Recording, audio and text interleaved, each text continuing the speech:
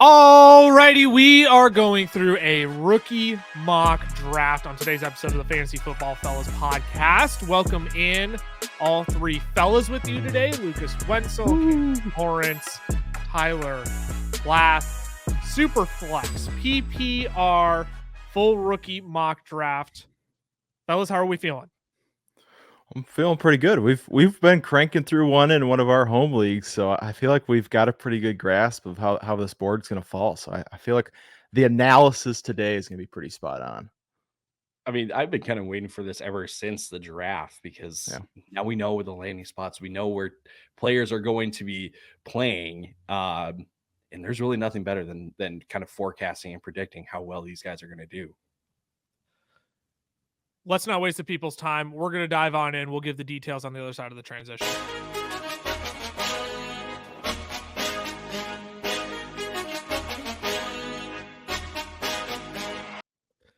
So this is a Superflex, full PPR rookie mock draft, complete landing spots and all.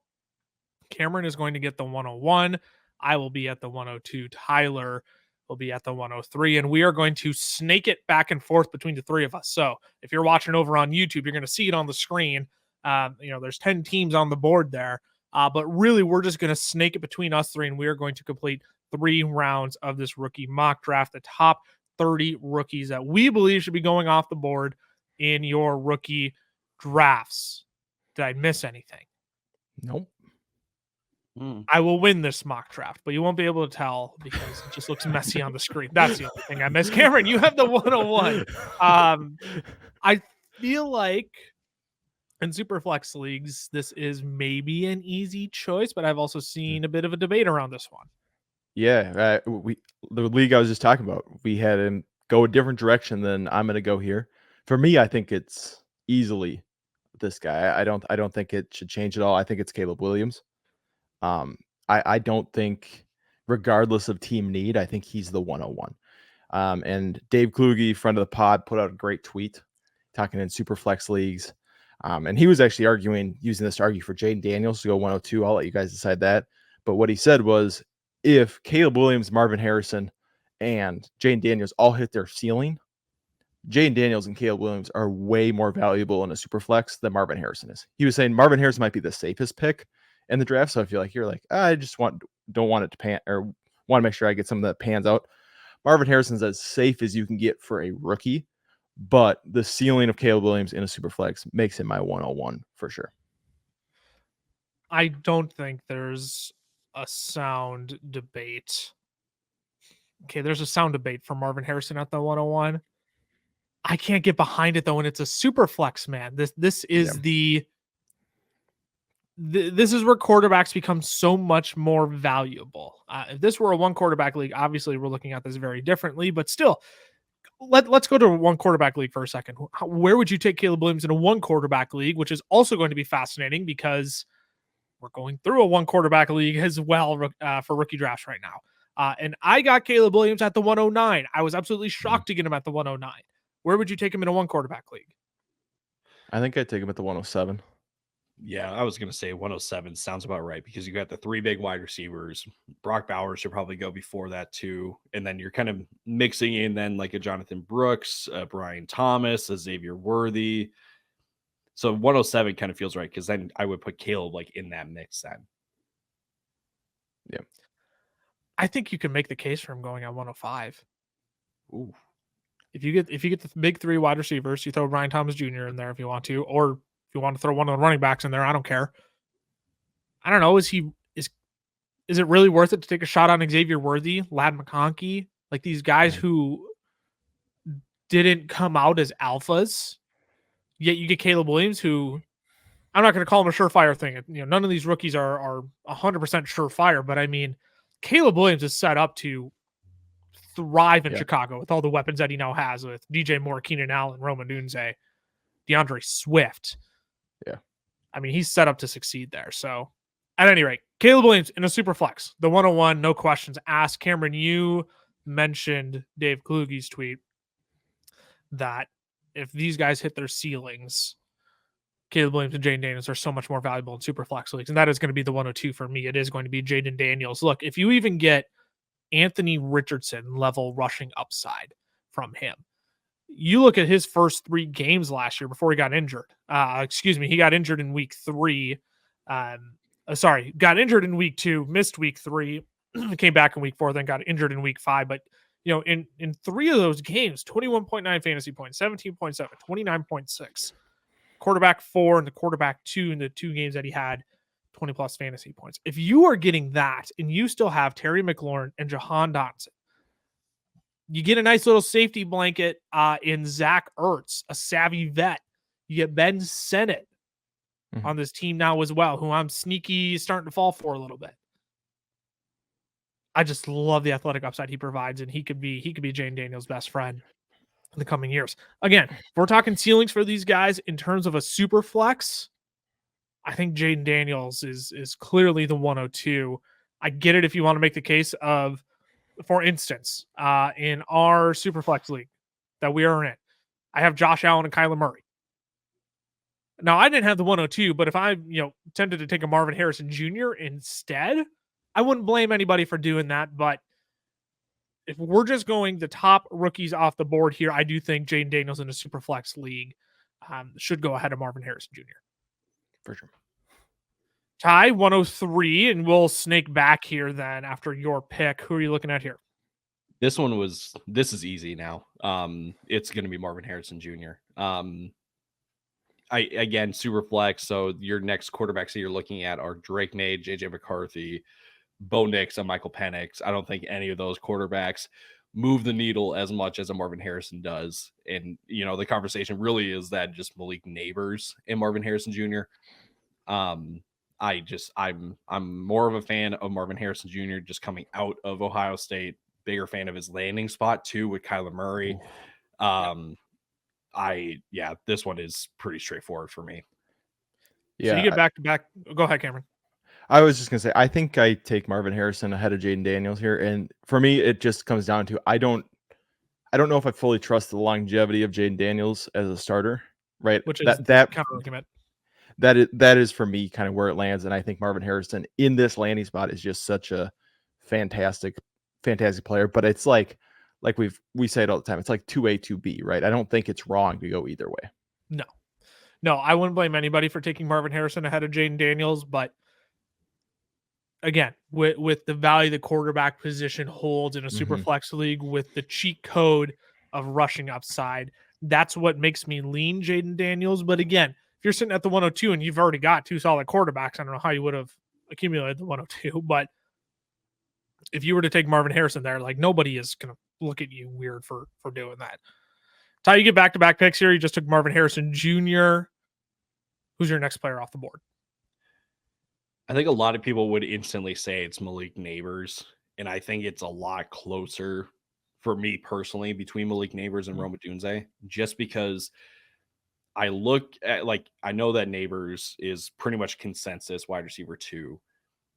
I saw them a lot closer just in my personal film evaluation, and I'm looking at a situation then too where Rome Odunze is arguably going to be in the better situation for at least the immediate future, right? Because he's got Caleb Williams. This year it's going to hurt a little bit because Keenan Allen is there. But if Keenan Allen moves on after the year, he's then instantly in this wide receiver 2 role with Caleb Williams.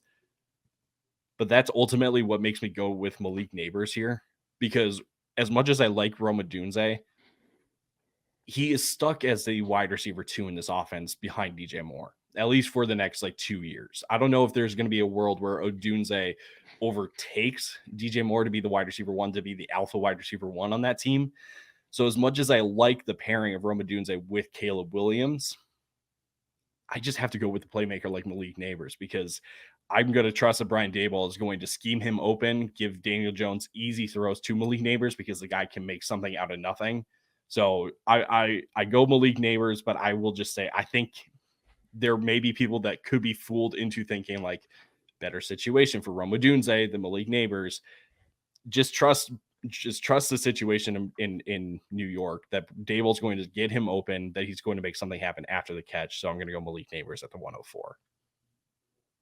I was fascinated when you said you feel like this could be closer than it actually is. I don't think it's close at all. I think it's Malik Nabers, and it's the clear path to targets that gives him the very clear edge. There will probably not be a world in that New York Giants offense where anybody is threatening to overtake him as the wide receiver one, versus Rome Odunze will forever be fighting for the wide receiver one in Chicago. With that being said, I am going to take Rome Odunze next. I think it is a conversation whether you take Drake May, JJ McCarthy. Again, how do we value these quarterbacks here? Look, when you're looking at the next three guys, which is Rome Odunze, Drake May, JJ McCarthy, all of these guys you're looking at as potential future value. Because I don't think Drake May is going to start right away in New England. I think JJ McCarthy starts sooner in Minnesota, and I think he's in the better situation. But if we're looking at the hit rate on rookie quarterbacks in the NFL, first round rookie quarterbacks, that is, excuse me, we're looking at like 40%. And I know that I know we can't apply that directly in a fantasy football sense. But if we're looking at longevity of a dynasty league, assuming this league is going on, for 4 or 5 years after this, I really only have to wait on Rome Odunze for probably 1 year before he gets to step up as a wide receiver 2 in this offense. I don't think it's a guarantee. Keenan Allen is back with the Chicago Bears next year. And I think when you pair Caleb Williams and Rome Odunze together, you are giving those two rookies something so special, just a different level of chemistry that they are going to be able to build because they were taken in the same draft by the same team as top 10 picks. So Caleb is going to make sure Rome gets his. I think you can make a case for either quarterback. Maybe, Cameron, I'm sure you are going to take one, if not both of these quarterbacks next. And you could probably make the case as to why they should go ahead of Rome Odunze. But for me, I'm going to take Rome because I do think he is probably the safer pick out of Drake May and JJ McCarthy, despite them, Drake May having incredible upside as a talent and JJ McCarthy being, the future quarterback of the Minnesota Vikings. No, I really don't hate that. I honestly think it, you go anyway with these next couple guys. I think I would take Rome there if I'm faced with that option. Like if I'm staring it down, that's what I did. Yeah. That's what I did. I had the 105 in the Superflex, and I took Rome ahead of both of those quarterbacks. I know, very unfortunately, but you did. And two, I kind of brought this up. DJ Moore has zero guaranteed money next year. Yes. Do I think he's still a Bear? Yes. But that also means he's going to have a big contract coming if they want to keep him as a Bear, right? So they're not going to come in and then sign Keenan Allen to another pretty big contract and just have all this money to the wide receiver room, right? I think they're going to try to really utilize Caleb's rookie contract to be able to, fill out the rest of this team and really get them, in playoff contention. So I think Rome's pretty set there. And I do think he's going to challenge DJ Moore for the wide receiver 1 sooner rather than later, right? I mean, I think we're all pretty sold on the talent of these top 3 wide receivers. I don't think we're really questioning that. So I think he for sure can. As for my pick, it's the next 3, Drake May, JJ McCarthy, Brock Bowers are all in contention here. For me, I think I'm going to lean away from Brock Bowers. I understand how good he can be, right? I understand the upside there, but just going super flex, I think I'm going to lean quarterback. So between McCarthy and May, I think I go McCarthy first. I think May's got the higher ceiling, but but at the same time, do I really think Drake May is going to be a top 5 fantasy QB? Probably not. I think both these guys are going to be that borderline 8 to 12, with a ceiling of like a Dak Prescott, or maybe 1 year is fantastic, but you're normally in that like 8 to 12 range. And so I'd rather take the guy, if you're going to be in that range in a super flex, that's going to be a little bit safer. That's why I lean McCarthy. Yeah. I was going to say, I'm curious. Do we all have McCarthy ahead of Drake May? I know I do. It's purely because he's a Minnesota Viking. If Drake May was a Minnesota Viking, there's no question we'd have him ahead. Frankly, if Drake May were a Washington Commander, I would probably still have him ahead of JJ McCarthy. I just hate the landing spot in New England. That's all. Yeah. That's all it is. Do we all have McCarthy ahead of May? You do, Cameron. Tyler, do you? Yep. Yeah, I mean, both have a long road ahead of them to becoming solid fantasy options, in my opinion. So then it really comes down to situation. And yeah, again, to repeat the exact same thing you said, like Minnesota is like the perfect, most ideal landing spot for either one of these guys. Yep. So go for it, Cameron. You got the next pick as well. Yeah, like I said, it's for me, it's Drake May. I think just these two quarterbacks, right? You got four guys drafted in the top 10. I mean, Drake May, obviously a top 3 quarterback. You know he's going to get, a ton of ton of opportunities, unless he's the unfortunate Trey Lance situation. But 99% chance he gets some real opportunities in New England. I think there's a lot of talent there. So you're really kind of shooting more upside. But I just have him slightly ahead of Brock Bowers and Brian Thomas. This is where it gets interesting in the rookie draft, because I agree. I think those are the next 2 picks. This is like very consensus. Mhm. You might get 1 or 2 picks shifted around here. A Marv ahead of Jayden Daniels, maybe a McCarthy ahead of Rome. But for the most part, this is your top 7 that you're going to be looking at in your Superflex rookie drafts. This is where it starts to get very interesting for me.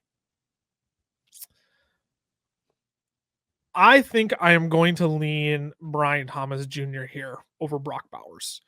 Now, here's my problem with Brock Bowers. Ty and I were kind of flushing this out on Tuesday's episode when that came out, of how does this offense work in 2 tight end sets with Luke Getsy. He ran them at the 7th highest rate last year.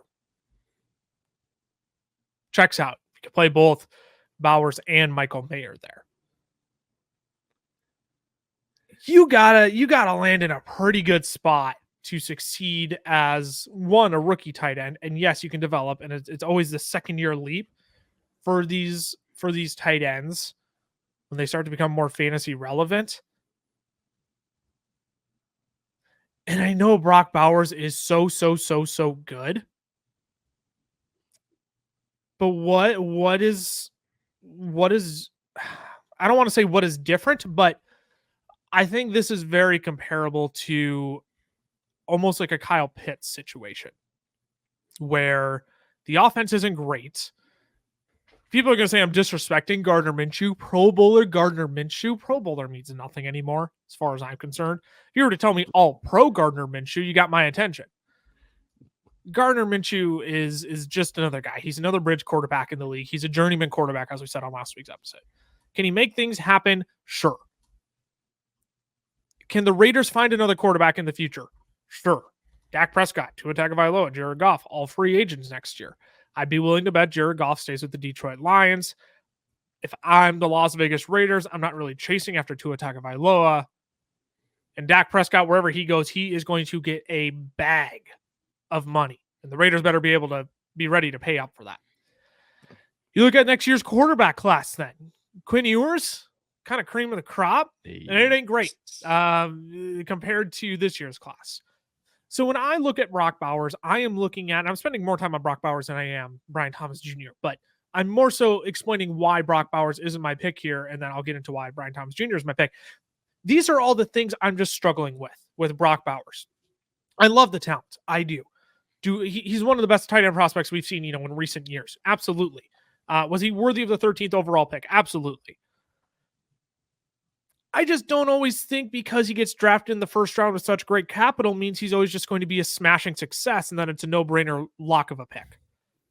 So I am leaning Brian Thomas Jr. because I love his upside. I know, Ty, you and I talked about, the battle that he has with Gabe Davis, but Zay Jones doesn't play for the Jacksonville Jaguars anymore. I do think, even though his route tree was fairly limited in college, I do think Brian Thomas Jr. actually possesses a really sneaky good amount of upside to run more routes than just curls and dig routes and the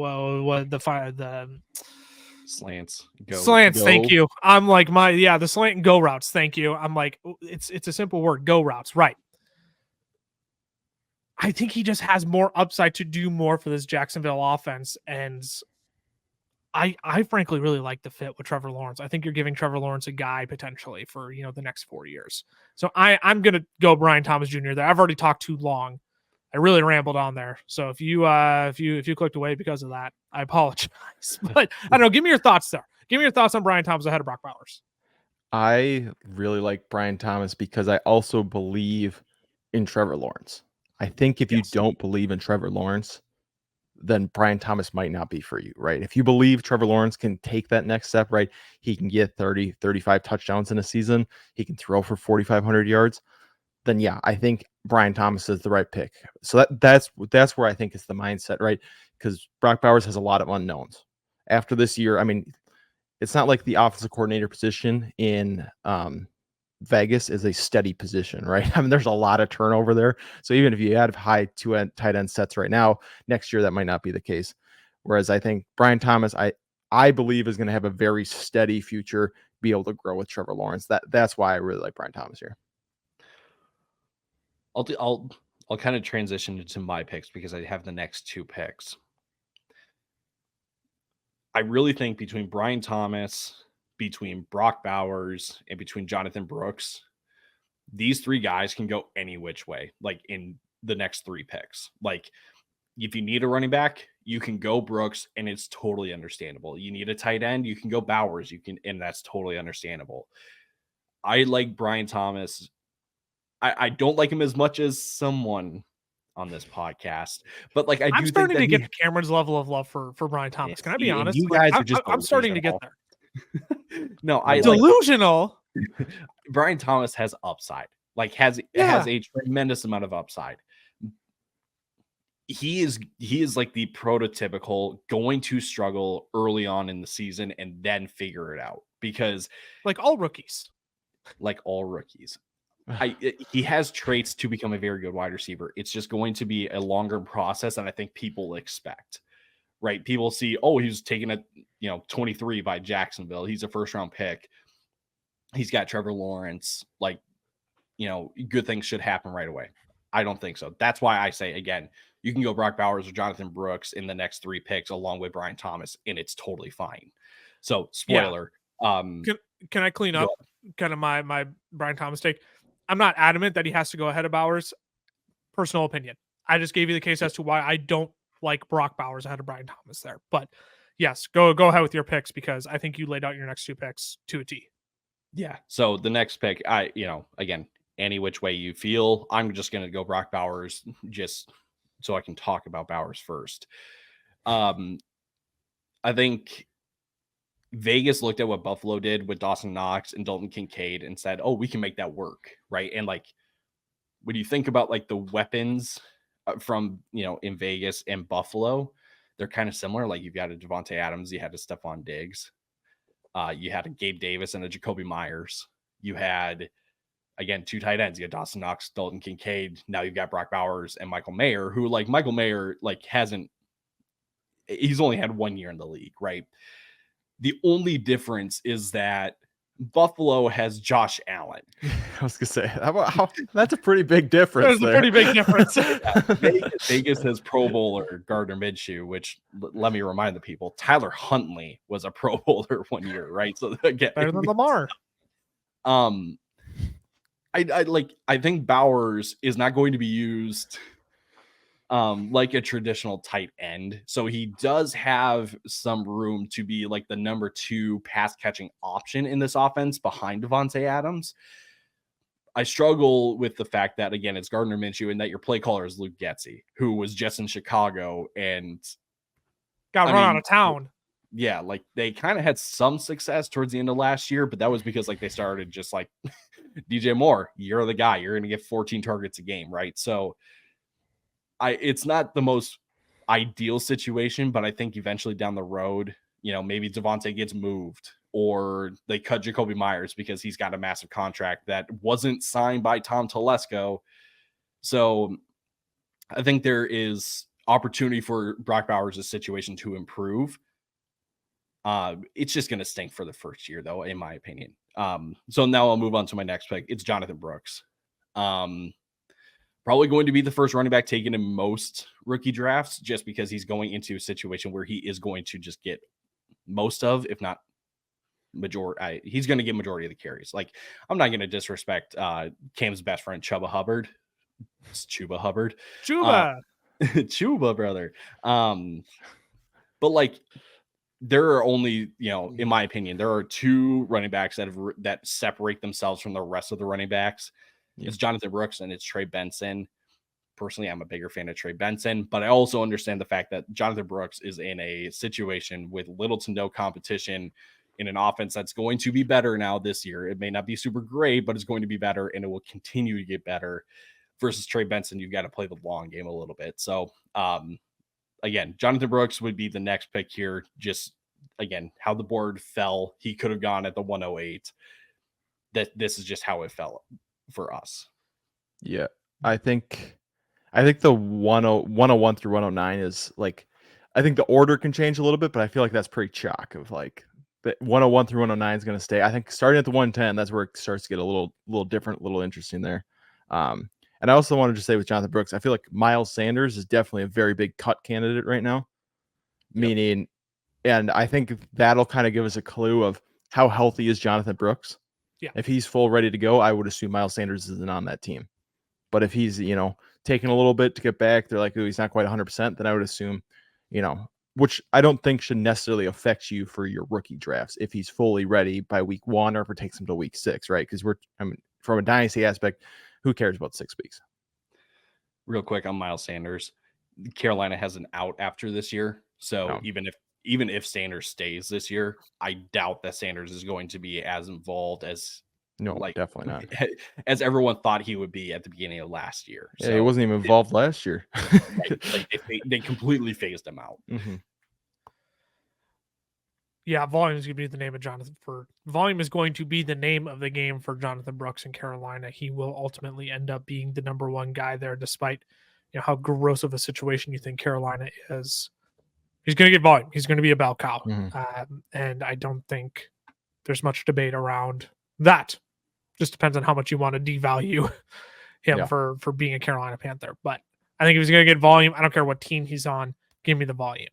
Let's take a quick break, fellas, and then I'll be back to kick us off for round 2.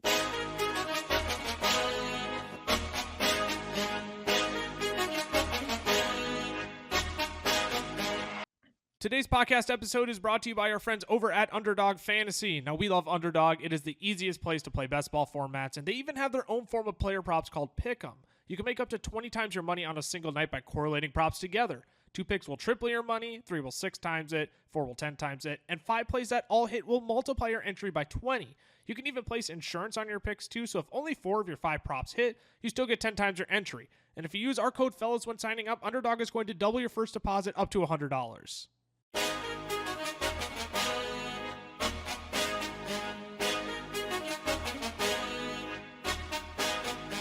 Alrighty, we are back. So far, we've wrapped up the top 10 picks in your rookie drafts.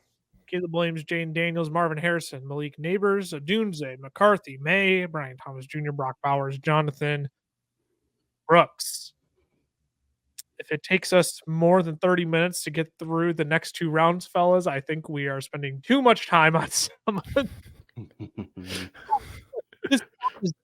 All right, there are a lot of talented players that we could talk about, but when you start getting to end of round 2, into round 3, all of a sudden, you're looking at guys that are basically 50-50 hit rates.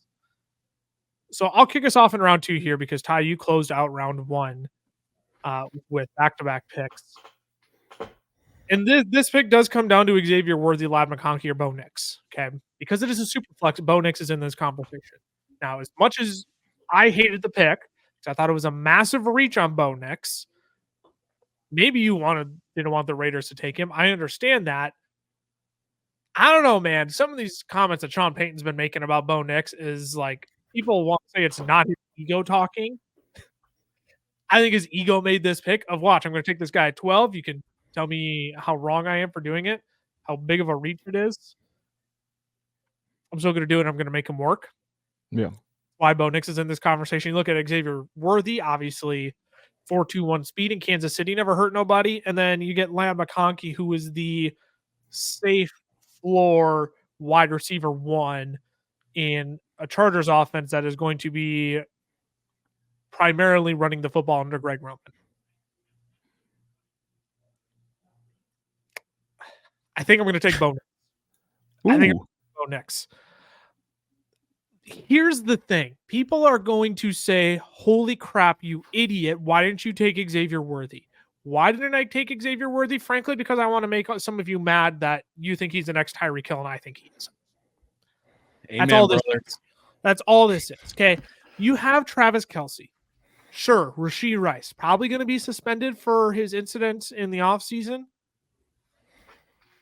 None of us are experts on this. I frankly would be shocked if he gets more than 6 games. Yeah. Maybe he gets more. I don't know. And maybe, just maybe, it's not even relevant until 2025. We have no clue. I'm not an expert on this. But Xavier Worthy, at best, is the third option in this receiving core. You also throw in Isaiah Pacheco. The Chiefs started running the football quite a bit at the end of last season. I just think that the pathway for Xavier Worthy to return on, late round 1 value is just more slim. Maybe he ends up being a Deshaun Jackson, which if he's a Deshaun Jackson, I would happily take that. Bo Nix in a super flex, he's going to be the starting quarterback for the Denver Broncos this year. You know that off rip. And I got Bo Nix at the 204 in our super flex league after taking Jonathan Brooks at the 201. So really, we weren't too far off here.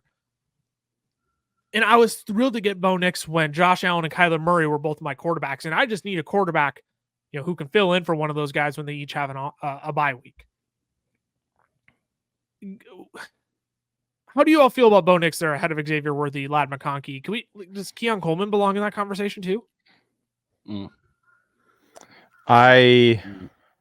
I'll dive into a little more when I'm discussing my pick, who I think belongs in there. That's true, because you're as for the Bo Nix, I don't hate it, right? I think it's super flex. I don't know if I'm glad you did, because I feel like for these next 2 picks, I would have felt like I had to, but I don't know if I could have gotten myself to. He feels like the right pick. I just don't know if I can convince myself to make it. Could you convince yourself that Xavier Worthy is going to be a for sure hit? That Ladd McConkey is going to be a for sure hit? Yeah. No. Which is why I come back to Bo Nix. I think it's perceived upside. That much more valuable. Right, yep. Right. It is perceived upside, and I think Bo Nix walks in as the starter. He might not be starting for your team, but frankly, Xavier Worthy and Ladd McConkey have to be smashes if they are even going to sniff your lineup most weeks, versus Bo Nix is actually going to be someone you can rotate in and out if he's your quarterback 3. For sure. So go ahead, Cameron. I'll let you make your next pick and kind of dive in as to why you wouldn't lean Bo Nix. Yeah. So my next pick, I'll just make right away, and then we can discuss the pick after, is Xavier Worthy. I just think the upside is so great. Yeah. I've said it too, though, multiple times. I don't think he's the next Tyreek Hill. But to be the field stretcher in Kansas City with Travis Kelce, I know he just signed that new contract, but he is 34 years old, right? I think he can be very productive for the rest of his career. But do I really think we're going to see 160 target Travis Kelce again? Probably not. Probably not. Right. I still think he can return on investment right now in best ball leagues at your tight end, at the tight end 2 or 3 or wherever he is. I just don't think we're going to see where he's putting up wide receiver 1 numbers anymore. Rashee Rice is not a field stretcher. Rashee Rice is a great wide receiver. They utilized him very well at the end of last year, but he's not a field stretcher. I just think that if you do hit like that is why we keep making these picks. That's why Sky Moore was a huge pick, because if you hit on the field stretcher in Kansas City and you get a guy who's actually legit there, the upside is insane with Patrick Mahomes and Andy Reid. So I think that's why I like Xavier Worthy. It is strictly an upside pick, because I recognize the floor is 0. The floor is he's too small. It doesn't work out. He's constantly hurt, right? He's Marquise Brown again. 100%. He but MVS, so right. I understand that's the floor, but the ceiling is there for me. The next pick, I do have 3 guys here. Ladd McConkey. I do put Keon Coleman in there. I've really started to come around on Keon Coleman because of the landing spot, because we know he's not a great separator, but you give him a quarterback in Josh Allen who doesn't need you to necessarily separate for him to throw you the ball. All right. I think there's a lot of quarterbacks who are, if it's like Keon Coleman, it's a jump ball, they might not throw it. Josh Allen's like, if I trust you, I'm going to throw you the ball kind of a guy, which I really like for Keon Coleman. And then I do like Trey Benson here. I think he's worthy of this conversation. And I'm going to do it. I actually think I'm going to take Trey Benson. You brag. That's going to be my pick. Right here. Because look, Ty's kind of alluded to it.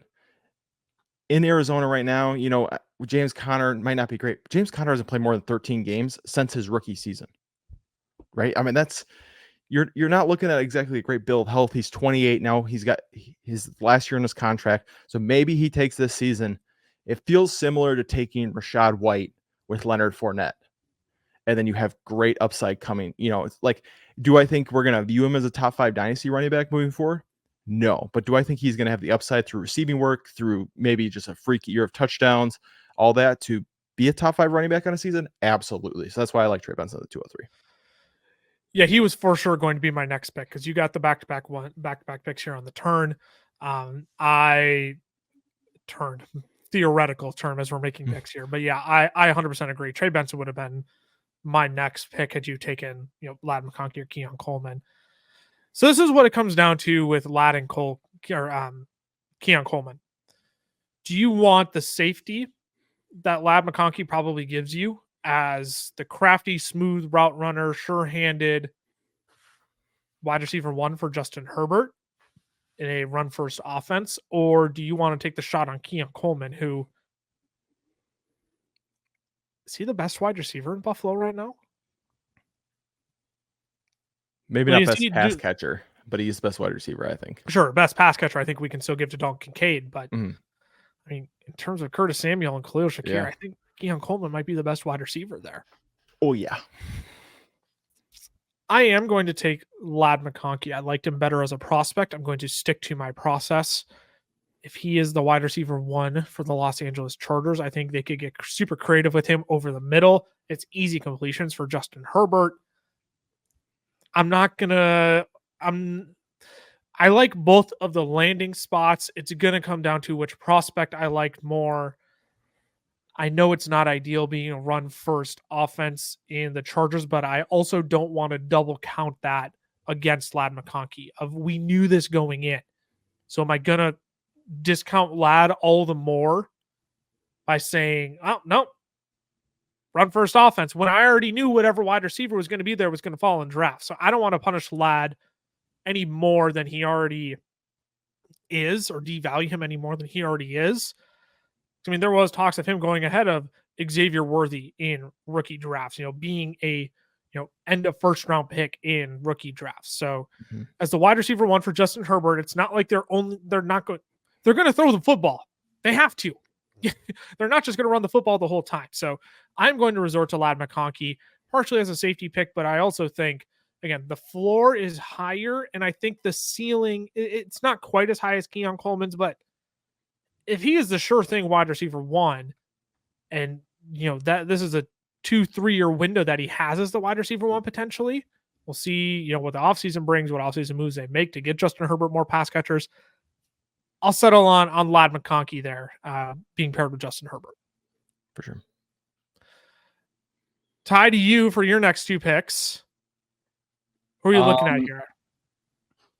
Whoever you weren't going to take would be one of my picks between Ladd and Keon Coleman. So first pick is going to be Keon Coleman. He really seems to be the last of the receivers that are in fairly ideal, good, optimistic, whatever word you want to use, situations. He may not be the most ideal wide receiver that is going to be just a reception monster. He's just a big play threat, and you pair him up with Josh Allen, there should be good that comes from that. So Keon Coleman will be the first pick for me. And now we've officially hit the gross section of your rookie drafts. Because like, honestly, like the next 3 guys for me are all wide receivers. It's Ricky Pearsall, it's Xavier Legette, and it's A.D. Mitchell. I'm a big fan of Ricky Pearsall. He's the next Adam Thielen. He's the next Hunter Renfrow. He's the next Julian Edelman. I'm if we keep making you those can- jokes, if you can- I'm going to leave the podcast. if you can catch the theme, the pattern that I'm going with there. But he's just in a horrible situation for at least the first year or two, because as things stand, he's behind Brandon Ayuk, he's behind Deebo Samuel, he's probably behind George Kittle, and he's behind the run first offense that is San Francisco with Christian McCaffrey. So it just stinks. Then you look at Xavier Legette. That's true. It's Legette. That's how he pronounced it. Mind blown. I thought Roger Goodell was on one. He was kind of on one the entire NFL draft. It's looking like Uncle Joe up there. Is now a lie. Grandpa Joe up there, but first round pick, Xavier Legette. Only problem is though that like he's in Carolina. And the dude is just such a weird prospect because he's only got 1 year of success and his skill set isn't like, it's just weird. So I went to Reception Perception, Matt Harmon's website, where he does all these wide receiver write-ups. 19th percentile success against man, 19th percentile against press coverage, 62nd percentile success against zone. And when you watch the film, he is much more of a threat when he gets the ball in his hands and gets into space, just because he's got size and speed. Like I looked up on now another website on RAS, his relative athletic score. And I kind of looked at, who is a very similar kind of wide receiver right now to him. And oddly enough, like Chris Godwin is like oddly similar to him. And it's kind of strange because I'm like, they are not the same kind of wide receiver, Yeah, in my opinion. So like, again, like I understand some people may be a fan of Legette. He's just not my kind of guy.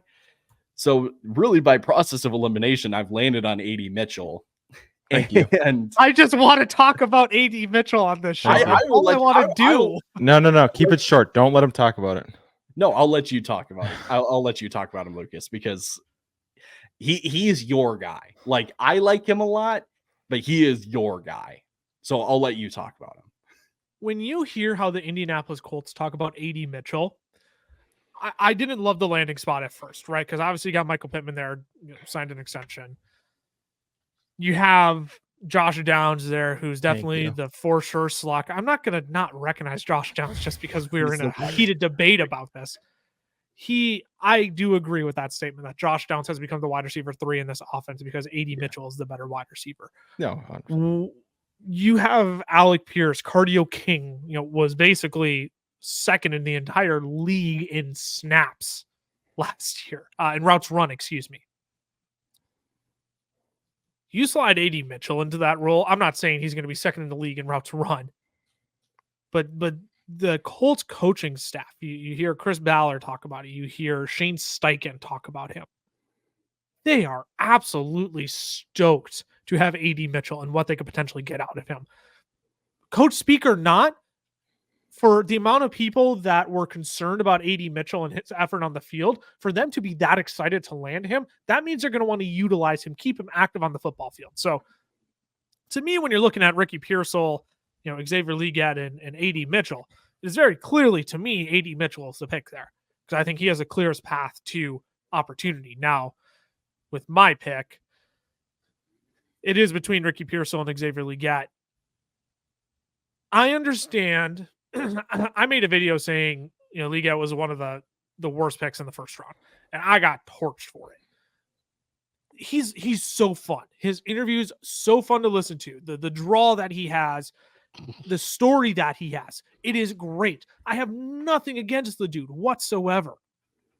He might have that dog in him. He might. And I know Dave Canales is kind of the quarterback whisperer of the league right now. Yeah. So is Cliff Kingsbury. He's got Jayden Daniels to work with now. Watch out. I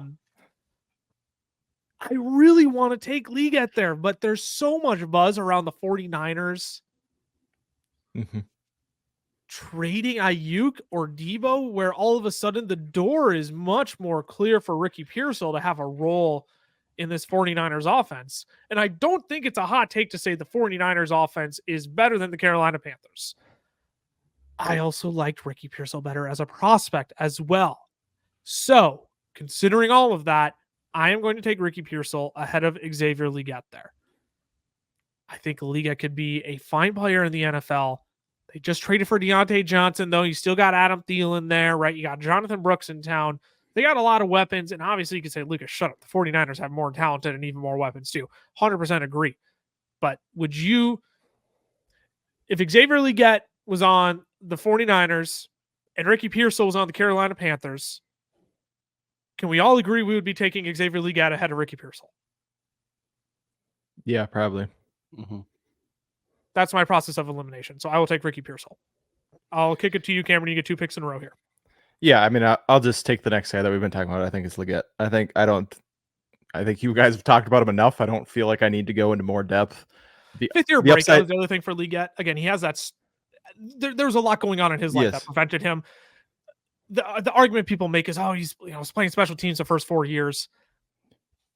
I don't love that argument if you can't get on the field talent-wise. With the talent that was at South Carolina. Yeah. Doesn't move the needle for me, but continue. No, I agree. And I think the upside's apparent, right? I mean, we know the upside is just, is it going to pan out? I would take the chance. They traded up for him, so they obviously want to use him. So that's why I'm okay going there. This next pick, because I think this kind of ends this next tier. So like when I look at this draft, I go 101 through 109 is a tier. I then see the 110 through probably the 205 as a tier. I then see this 206 through 208, and maybe this next pick as a tier. And for me, it's Michael Penix. That's who I'm going to go with here. I understand we're not going to see him for a couple of years, but I don't see Blake Corum as a guy that I'm all in on, and he's the next guy for me. I don't see any of these next wide receivers as someone that gets me excited. The fact that he's going to be able to sit for 2 years, I know he's going to be older. I know all the downsides of the pick, right? I'm not a fan of the pick either. But I do think there's something to be said of getting to watch Kirk Cousins. You're going to be in an exciting offense. I like that for Michael Penix. I think he can come in. I think he could have a Jordan Love-esque year. I also think he could be a bust. But for me, I think the upside is apparent enough to get him at the 209 that I'm willing to spend a pick on and let him sit on my bench for the next 2 years. This is the earliest I think I would take Michael Penix. No, I 100% agree. Because you could look at, okay, there's only 2 running backs off the board. You get Blake Corum, who's kind of playing, second fiddle to Kyron Williams. I don't know how much you really want to try and talk yourself into Jalen Polk. Is he the wide receiver one in New England? Is he not? Got Javon Baker there as well. Obviously, we're looking at the board. Roman Wilson, Troy Franklin, none of those guys really. I like Roman Wilson the best out of those 2, but yeah, you can make the case that Michael Penix should be the guy here. And I get hating that pick too. Don't worry. Like I understand the downsides of why am I storing a guy on my bench for 2 years at least. Because that's what he is. You're committing to a roster clog there for 2 years. 100%. I was going to say, like, is it unfair? That's the only word I can think of and use to just put Penix into this box of like, he's only really going to fit for the team that has Kirk Cousins, because I can't think of a situation that when you're in your rookie drafts and you don't have Kirk Cousins, that it actually makes sense to take Penix because he is going to be sitting for 2 years. Let me ask you this. If you could have drafted Jordan Love in this exact spot 2 years ago, and would you have been okay holding on to him for 2 years of what you had last year? I'm not saying he's Jordan Love. I'm just saying that the potential is there, that this late in the draft, like, is there anybody else here that you're like, I would rather have that for 2 years than have the chance at that next Jordan Love where he's a top 7 quarterback, moving forward, especially with having Drake London, Bijan Robinson, Kyle Pitts? I guess it for me, it comes down to like, who are the quarterbacks that you have on your team? Because like, if you've got, let's say you've got Josh Allen, you've got Deshaun Watson, and you've got Baker Mayfield. I don't know necessarily if Penix is worth that because none of those, like, you're not going to free up a spot. And like we've said, like, he's then a roster clog. But then if you've got a Kirk Cousins, you've got a Matt Stafford, you've got an Aaron Rodgers, right? Guys that are probably at the later end of their career, then I think it makes a little more sense. So I just find it hard to say, no matter, how your team is built out, Penix is, like, we are in the range for Penix. I'll say it like that. I don't think people need to go out of their way to go get Michael Penix, and I think most people aren't doing that already, but I feel like it just needs to be said. Like, don't feel like you need to force the Penix pick, if that makes sense. Fair enough. Yeah, I wouldn't force the Penix pick, but again, I'm trying to decide who I even want next year. Yeah, that's where I was. I mean, it's between Blake Corum, Jalen Polk, and Jalen Wright. Oh, So here's the thing with Jalen Wright, though, man. The path is there for him. I know Raheem signed a 2-year extension, but has he been the most reliable? I know he played quite a few games. He played fairly healthy season last year. Devon Achane wasn't exactly the most healthy last year. Like, there's a world where Jalen Wright actually is probably more relevant than Blake Corum sooner rather than later.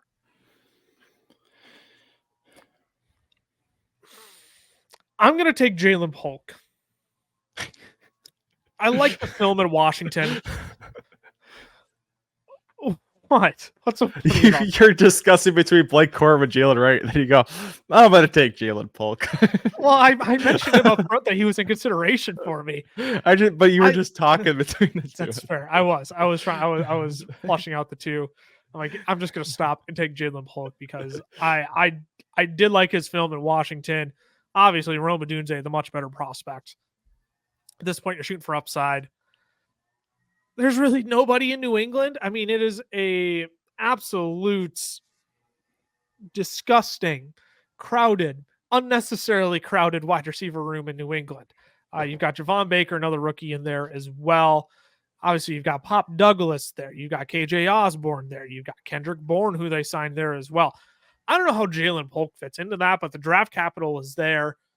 I'm going to resort there because as much as there's competition, there's not a clear superior ahead of Jalen Polk, and there is an opportunity where I think he sees relevant snaps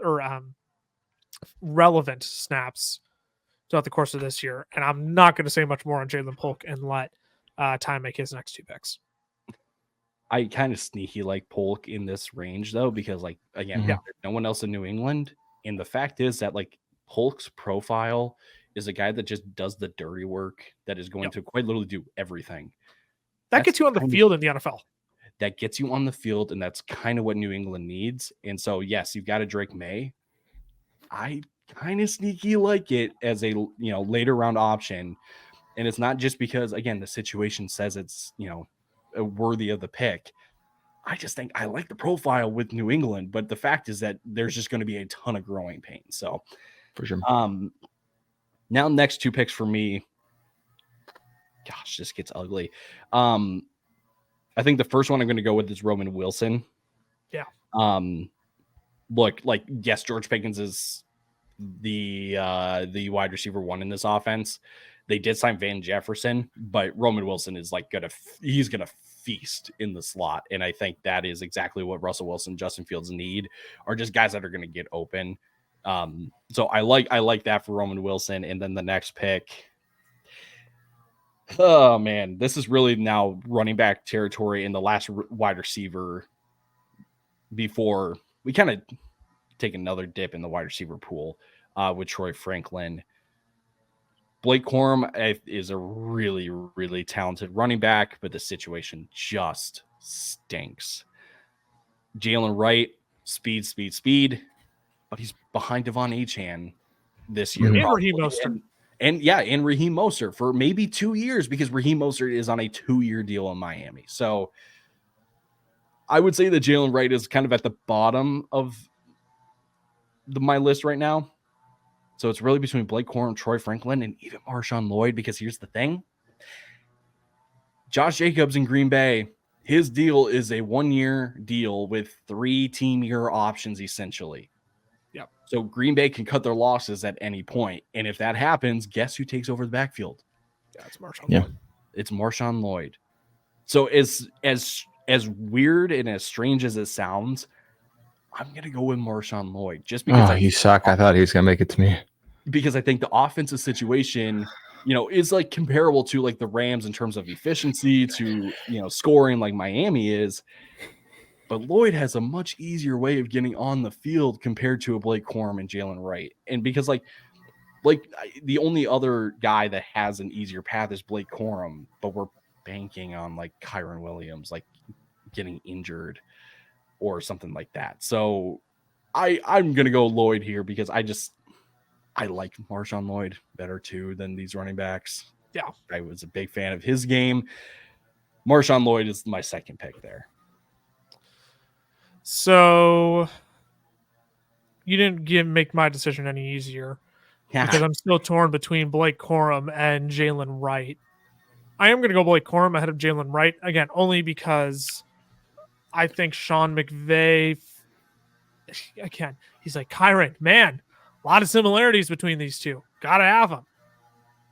If anything happens, Kyron, Blake Corum steps up and sees a massive role immediately versus Jalen Wright's path to relevance is both through Devon Achane and Raheem Mostert suffering injuries. And even then, he'll probably be Jeff Wilson isn't on the team anymore, is he? He was a cut, wasn't he? Actually, he might still be. He is still on the team.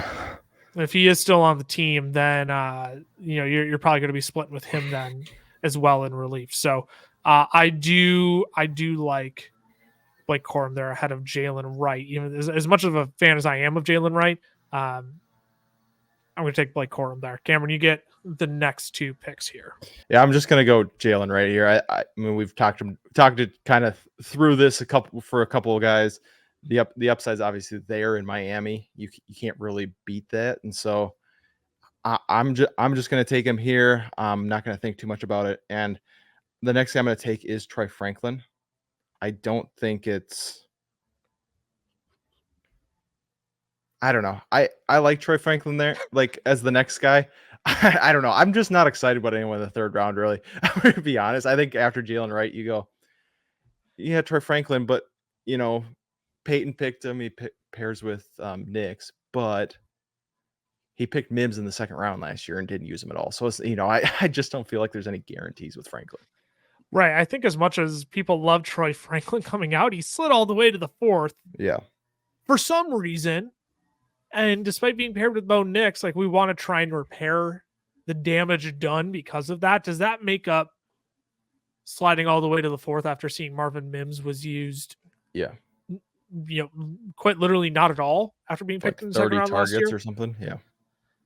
Yeah. So I don't get excited for Troy Franklin. I do get excited though for Benson. He is absolutely lock-in smash pick for me here.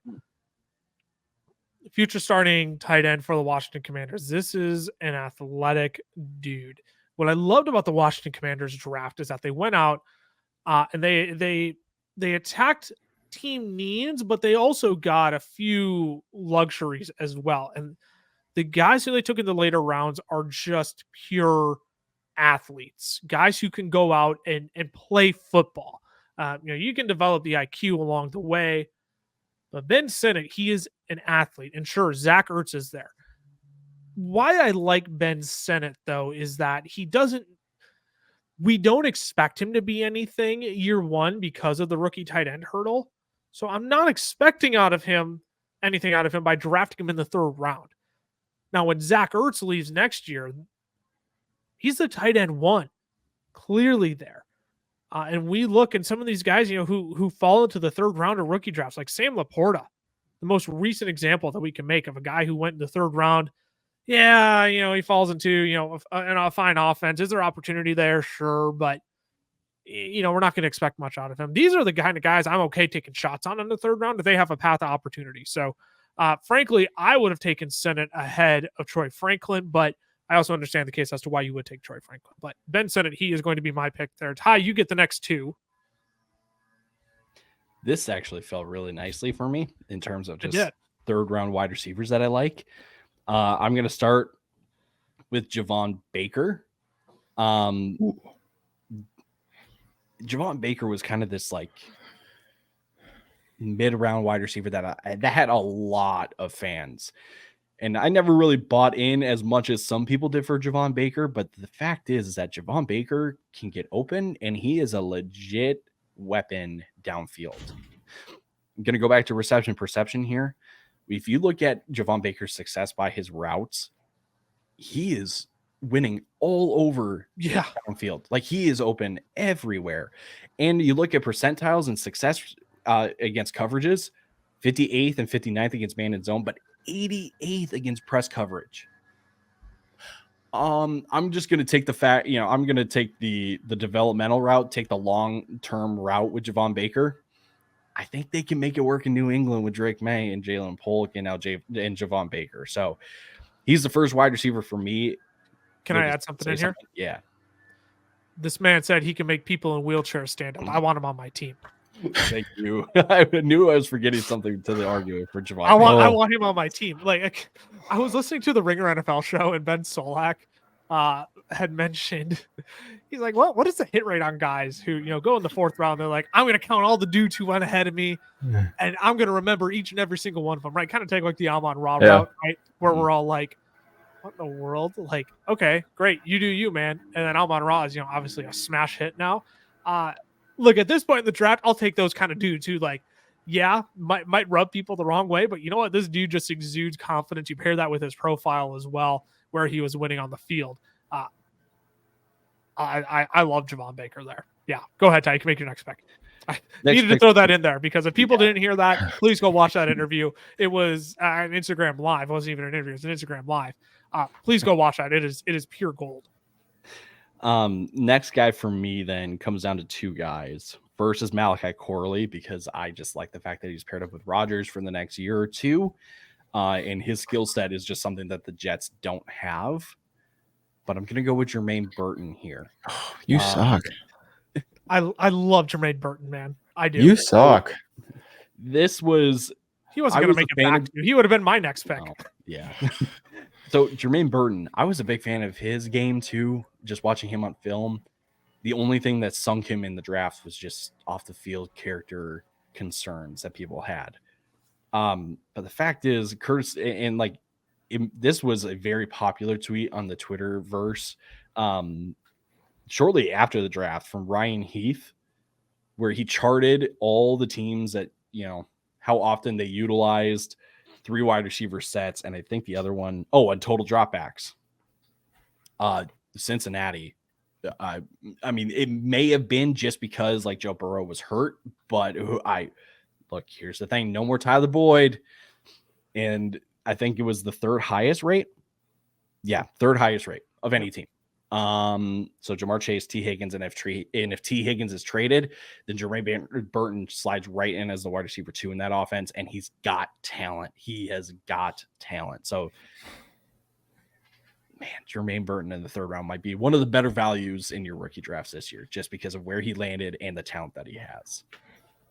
Yeah, I'm stoked if I get Jermaine Burton in the third round this year. And Frank, you look at all the other guys who go ahead of him, right? Like, I'm not taking Jermaine Burton ahead of Xavier Legette, Ricky Pearsall, Jalen Polk, right? But I mean, you start looking at Roman Wilson. Do you take Jermaine Burton ahead of Roman Wilson?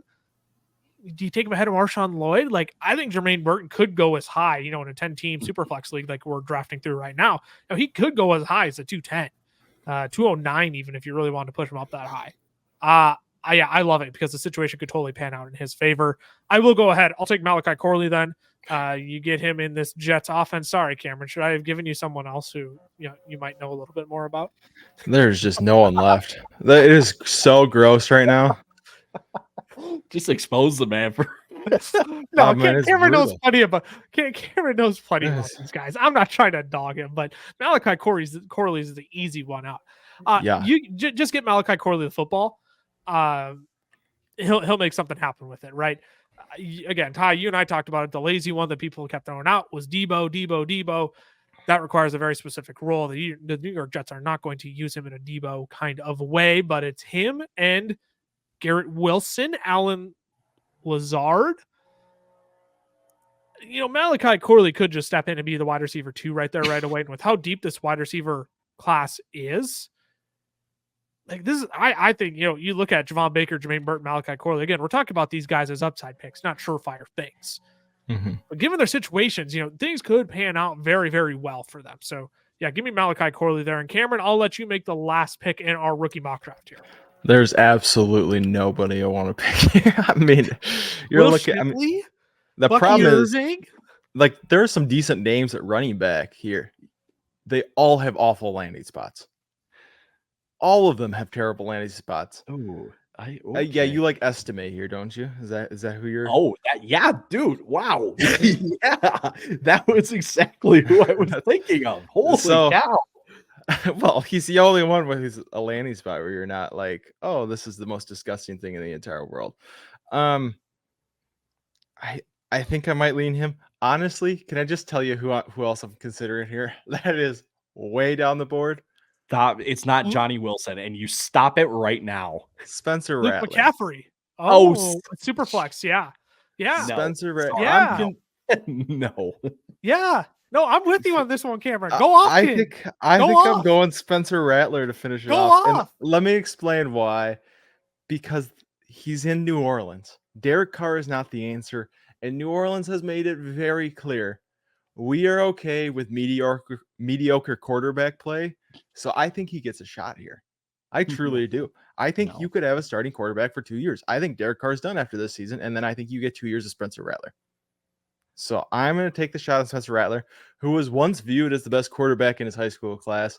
Maybe he figures it out. I'm taking the shot here because everybody else is a backup of a backup. Like, I don't want anybody else here. So I'm taking the upside of Spencer Rattler, who is the backup to Derek Carr. And if something happens to Derek Carr, I believe this was, I can't remember which podcast I was listening to. I think it was the Fantasy Footballers podcast.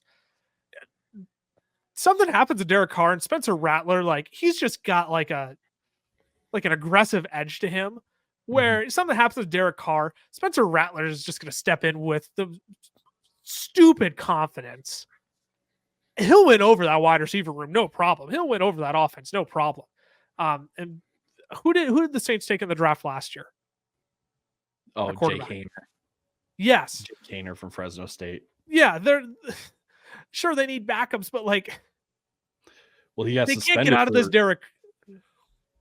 He was suspended because he used PEDs. So go get Spencer Rattler. No, but I think the Saints recognize like Derek Carr is not our guy. We're stuck with this stupid contract. But you know what? If someone came in and took over, we wouldn't be all that upset either because maybe Spencer Rattler does give us a better chance at winning if he does just exude confidence in this offense, falls in love with him. Yeah. I don't hate that pick. I really don't. I actually think that's a fine pick. They've been in QB purgatory for since Drew Brees, and they have shown no willingness or signs of wanting to change that. So I don't think they change that anytime soon. I think Spencer Rattler's just that next step in that process. The other name I would have considered here, Jalen McMillan. Okay, fair enough. I think he. Well, here's. So who would you have taken there, Ty? Because I think my pick would have been Jalen McMillan. I think he can step in and like Chris Godwin is on his way out. I'm not saying he's the Chris Godwin replacement 1-for-1, but you look at the weapons for this Tampa Bay offense. If Chris Godwin doesn't step it up this year, I don't think he's a Tampa Bay Buccaneer in future years. Mike Evans is still there. He just signed an extension. You got Rachaad White, but let's not pretend Rachaad White is anything special NFL wise. So I think of this one, I would have taken Jalen McMillan, but who would you have taken? Audric Estime? No, your boy Theo Johnson. I'm kidding. Bye. Thanks for tuning into this episode of the Fantasy Football Podcast. I'll let you get your last word in your time. No, I probably would have done Tez Walker, honestly. Sure. Just because outside of Zay Flowers, it is really just kind of anyone's opportunity there in Baltimore. I mean, Rashad Bateman, he did sign a 1-year deal to come back, but like can't quit him. You can't quit him. But like Nelson Aguilar, Tylan Wallace, Deontay Hardy, Like those are the other wide receivers outside of Zay Flowers in Baltimore. And I think Tez Walker can definitely earn some playing time this year and maybe really solidify himself as one of the top 3 options in that offense. But I get it. Then you're looking, he's kind of behind the run game in Derrick Henry. He's behind Mark Andrews and Zay Flowers. So I kind of get it that way. And I think my thing with Rattler, and I'm going to keep this quick because we've been talking about Rattler for a little too long, in my opinion. Like I don't mind taking the dart. I don't mind taking the dart throw of Rattler in the 3rd round. But like if people look at Spencer Rattler as like the next franchise quarterback for the Saints or like the answer for New Orleans, he's not that. But if you need just a quick, just a 2-year, I'll say roster gap filler of a guy that could potentially play, Rattler would be your guy. I mean, he's a backup quarterback, and in most Superflex leagues, most of these backup quarterbacks are going to be taken and on rosters. So it's not that Spencer Rattler is a bad pick. It's not that he is the future. He's a backup quarterback, which has some value in Superflex leagues because, again, if anything happens to Derek Carr, I think there's less of a guarantee Derek Carr gets his job back despite what his contract says than we might admit. For sure. Well, there you go. There you have the top 30 rookies in your rookie Superflex mock drafts. Anything we want to add before we sign off? We mentioned a few guys we would take shortly after. Anything we want to add before we sign off? I just noticed I took 5 QBs this draft. Lucas took 2, and Ty didn't take a single quarterback. So maybe he's the one we should be questioning. Maybe he's the one we should be questioning here. Well, Sorry, you took 2 backup quarterbacks. So I don't even know if your argument's legitimate here. Hey, I'm just saying. I'm not saying, but I'm just saying.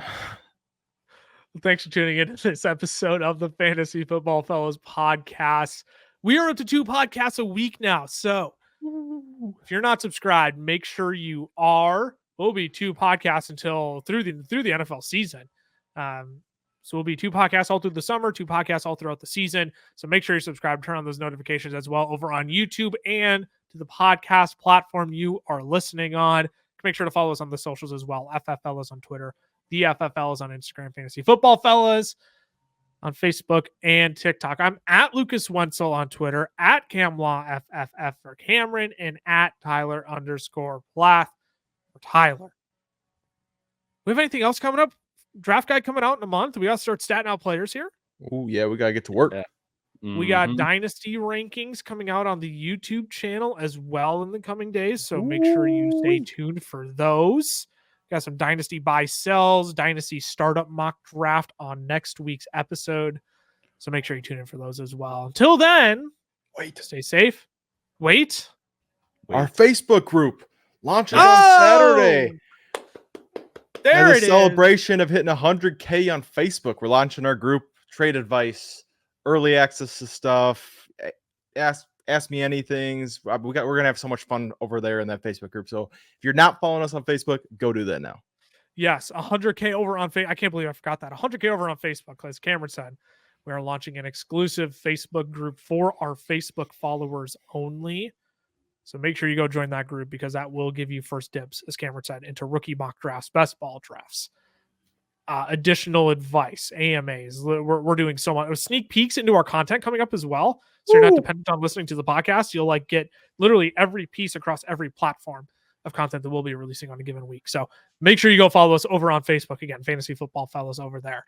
But until we talk next week for Dynasty buys and sells after the NFL draft and doing a little bit of a Dynasty startup mock draft as well.